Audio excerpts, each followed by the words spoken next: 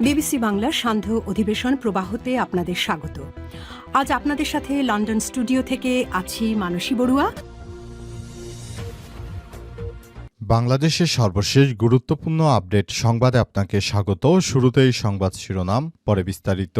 প্রথমেই জানাবো আমাদের হাতে থাকা সর্বশেষ গুরুত্বপূর্ণ সবথেকে তাজা আপডেট সংবাদ। উপদেষ্টা পরিষদের বৈঠকে 4 অধ্যাদেশের অনুমোদন।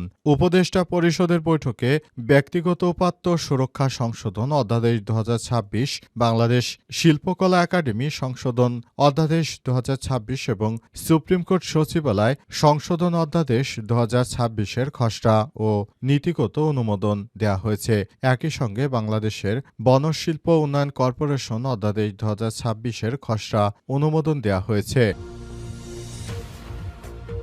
এরপর জানাবো, বর্তমানে বাংলাদেশে আর কোনো রাজাকার নেই বললেন আখতারুজ্জামান। পূর্বপুরুষদের কৃতকর্মের জন্য পরবর্তী প্রজন্মকে দায়ী করা যায় না, এ কথা ধর্মগ্রন্থেও আছে উল্লেখ করে এমন মন্তব্য করেছেন বাংলাদেশ জামাত ইসলামের নেতা ও বীর মুক্তিযোদ্ধা অবসরপ্রাপ্ত মেজর আখতারুজ্জামান। তিনি দাবি করেন 1971 সালে মুক্তিযুদ্ধ ও জামাত ইসলামের ভূমিকা নিয়ে দীর্ঘদিন ধরে মিথ্যা অপপ্রচার চালানো হচ্ছে। এটি কোনোভাবেই গ্রহণযোগ্য কোনো কারণ হতে পারে না। বাংলাদেশের বর্তমান যিনি জামাতের আমির, 1971 সালে যুদ্ধের সময় তার বয়স ছিল মাত্র 7 বছর। এদিকে বাংলাদেশ ভারত সম্পর্কের গতিপথ ঠিক করবে নির্বাচন, ফরেন পলিসির বিশ্লেষণ।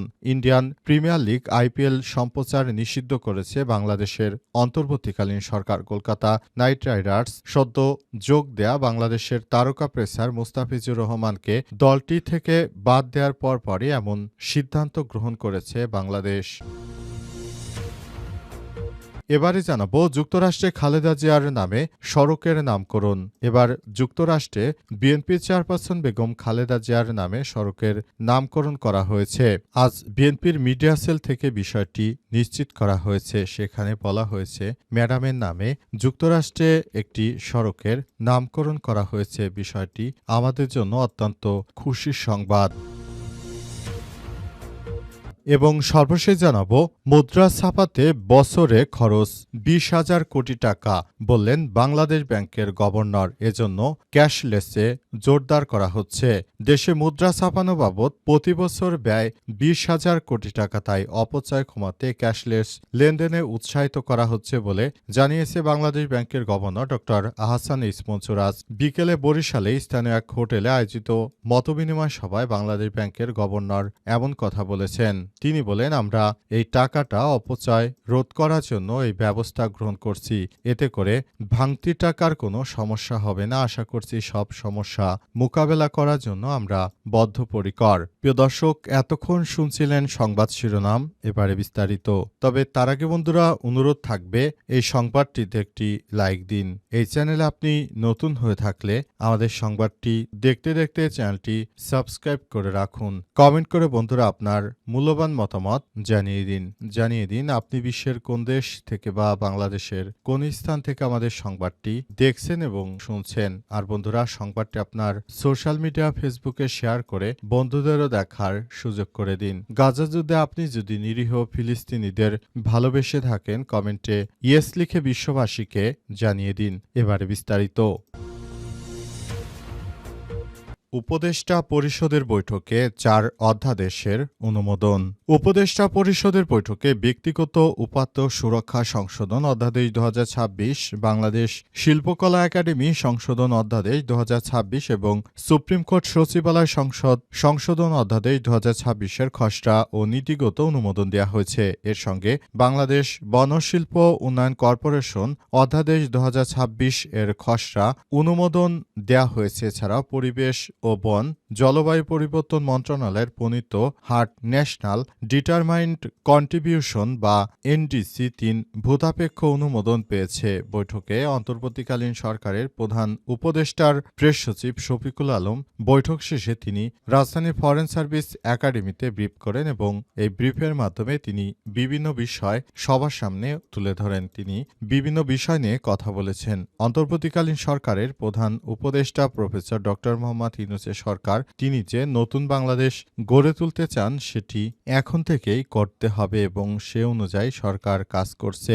ইতিমধ্যেই তারা বাংলাদেশটাকে একটি সুন্দরভাবে পরিচালনার জন্য সবচেয়ে বেশি ভূমিকা রাখছেন অন্তর্বর্তীকালীন সরকারের প্রধান উপদেষ্টা প্রফেসর ডক্টর মোহাম্মদ ইউনূসের সরকার এবং তিনি বাংলাদেশটাকে সেভাবেই সাজিয়ে গুছিয়ে নিয়ে যেতে চান, যেভাবে তার দীর্ঘদিনের পরিকল্পনা ছিল তিনি সেটাই করতে চান। পুরো বাংলাদেশের মানুষ এখন অন্তর্বর্তীকালীন সরকারের প্রধান উপদেষ্টা প্রফেসর ডক্টর মোহাম্মদ ইউনূসের সরকারের দিকে তাকিয়ে আছে কিভাবে তারা বাংলাদেশটাকে আরও ভালোভাবে নেবে এবং ভালো অবস্থানে নেবে সেই প্রত্যাশা সবাই ব্যক্ত করছে এবং সে অনুযায়ী সবাই কাজ করছে।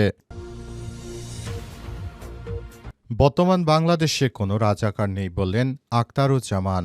এবার জামাত ইসলামের নেতা আখতারুজ্জামান বলেছেন বর্তমানে বাংলাদেশে কোনো রাজাকার নয়। পূর্বপুরুষদের কৃতকর্মের জন্য পরবর্তী প্রজন্মকে দায়ী করা যাবে না, একথা ধর্মগ্রন্থেও উল্লেখ রয়েছে এমন মন্তব্য করেছেন বাংলাদেশ জামাত ইসলামের নেতা মুক্তিযোদ্ধা অবসরপ্রাপ্ত মেজর আখতারুজ্জামান। তিনি দাবি করেন ১৯৭১ সালে মুক্তিযুদ্ধে জামাত ইসলামের ভূমিকা নিয়ে দীর্ঘদিন ধরে মিথ্যা অপপ্রচার চালানো হচ্ছে। বৃহস্পতিবার ৮ জানুয়ারি বিকেলে নাটোর সদর উপজেলার বড় হরিশপুর এলাকায় জামাত ইসলামীর কার্যালয়ে অনুষ্ঠিত রোকন সমাবেশে তিনি এসব কথা জানান। এ সময় আখতারুজ্জামান বলেন, রাজাকার আলবদর আল শামস ছিল পাকিস্তানি বাহিনীর সহযোগী সংগঠন এবং তারা আত্মসমর্পণের পর পাকিস্তানে ফিরে পালিয়ে গেছে। তিনি দাবি করেন বর্তমানে বাংলাদেশে কোনো রাজাকার নেই। তিনি আরও বলেন, বাংলাদেশের শত্রু ছিল পাকিস্তানিরা, তাদেরকে আমরা বাংলাদেশ থেকে তাড়িয়ে দিয়েছি। তবে এখন যারা জামাত ইসলামের রাজনীতির সঙ্গে যুক্ত রয়েছে তারা কিন্তু তাদের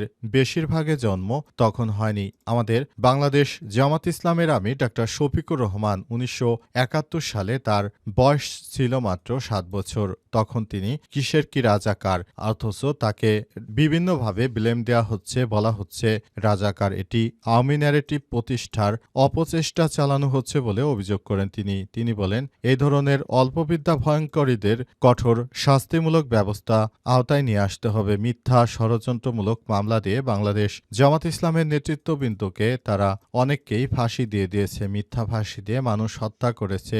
এই স্বৈরাচারী সরকারের ন্যারেটিভকে প্রতিষ্ঠিত করার জন্য এখন আরেকটি রাজনৈতিক দল তারা প্রতিদিন মিথ্যা প্রোপাগান্ডা ছড়াচ্ছে।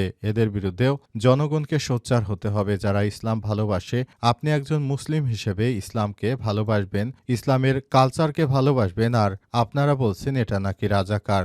এটা আমি ধিক্কার জানাই যে বাংলাদেশের মানুষের ন্যারেটিভ কতটা নিকৃষ্ট, মানে যে তারা প্রতিনিয়ত জামাতকে রাজাকার বলে, অথচ বাংলাদেশ জামাত ইসলাম হচ্ছে বাংলাদেশের সবথেকে সুসজ্জিত একটি নতুন রাজনৈতিক দল।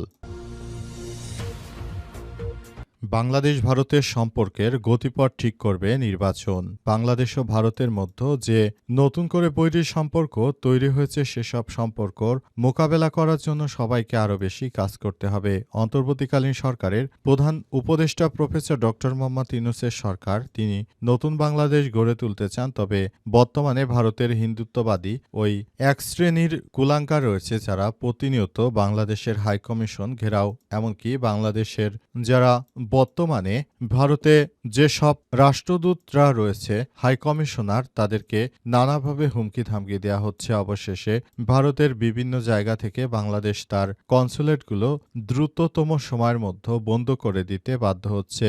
এর পেছনে কোনোভাবেই হিন্দুত্ববাদীরা দায় এড়াতে পারে না। সেজন্য সরকারের পক্ষ থেকে এবারে ব্যবস্থা গ্রহণ করা হচ্ছে এবং বলা হয়েছে যতদিন না পর্যন্ত পরিস্থিতি ঠিক হয় ততদিন পর্যন্ত আর ভারতের কনসুলেটগুলো চালু করা হবে না। ইতিমধ্যেই এই কনসুলেটগুলোর ব্যাপার নিয়ে সরকার কথা বলতে শুরু করেছে এবং সরকারও ভারতে যেসব কনসুলেট রয়েছে সেগুলোকে বন্ধ করে দিয়েছে, যাতে করে বাংলাদেশটা আবার সুন্দরভাবে এগিয়ে যেতে পারে এবং বাংলাদেশটা যেন পরবর্তীতে আরও ভালো অবস্থানে যেতে পারে সেই ব্যবস্থা গ্রহণ করতে হবে। সেজন্য সবাইকে নিয়ে কাজ করতে হবে।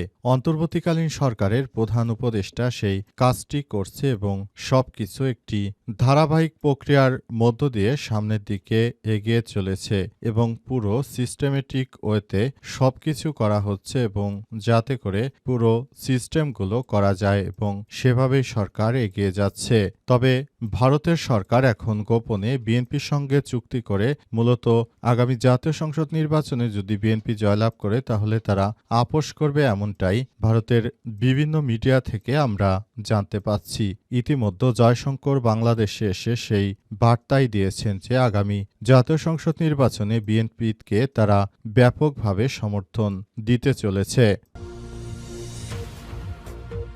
যুক্তরাষ্ট্রে খালেদা জিয়ার নামে সড়কের নামকরণ। যুক্তরাষ্ট্রের মিশিগান অঙ্গরাজ্যের হ্যাম্পটমিক শহরের ক্যারেম্পটার স্ট্রিট এখন থেকে খালেদা জিয়া স্ট্রিট নামে পরিচিত হবে। শহরটির সিটি কাউন্সিলর সদ্যপ্রাপ্ত বিএনপি চেয়ারপারসনের সম্মানে এই নামকরণ করার সিদ্ধান্তর অনুমোদন দিয়েছে বলে জানিয়েছে বিএনপির মিডিয়া সেল। মিডিয়া সেলের ফেসবুক পেজে এই সংবাদ জানিয়ে বলা হয়েছে, যুক্তরাষ্ট্রের মিশিগান অঙ্গরাজ্যে বাংলাদেশের 3 বারের সাবেক প্রধানমন্ত্রী ও বিএনপি চেয়ারপারসন খালেদা জিয়ার নামে একটি রাস্তা নামকরণ করা হয়েছে। হ্যাম্পটিক শহরের প্রাণকেন্দ্রে অবস্থিত গুরুত্বপূর্ণ কার্পেন্টার স্ট্রিট এখন থেকে তার নামেই পরিচিত হবে। শহর কর্তৃপক্ষের এই সিদ্ধান্তকে বাংলাদেশের ইতিহাস, নেতৃত্ব এবং গণতন্ত্রের প্রতি এক অনন্য স্বীকৃতি হিসেবে দেখছে প্রবাসী বাংলাদেশিরা। হ্যাম্পটিক সিটির জোসেফ ক্যাম্পো এবং কোনাল্ড স্ট্রিটের মধ্যবর্তী অংশটি বেগম খালেদা জিয়ার নামে নামকরণ প্রস্তাবটি সম্প্রতি সিটি কাউন্সিল অনুমোদন দেয়। বর্তমানে এই কাউন্সিলে 4 জন বাংলাদেশি বংশোদ্ভূত কাউন্সিল দায়িত্ব পালন করছে, যাদের সক্রিয় প্রচেষ্টায় এই নামকরণ সম্ভব হয়েছে।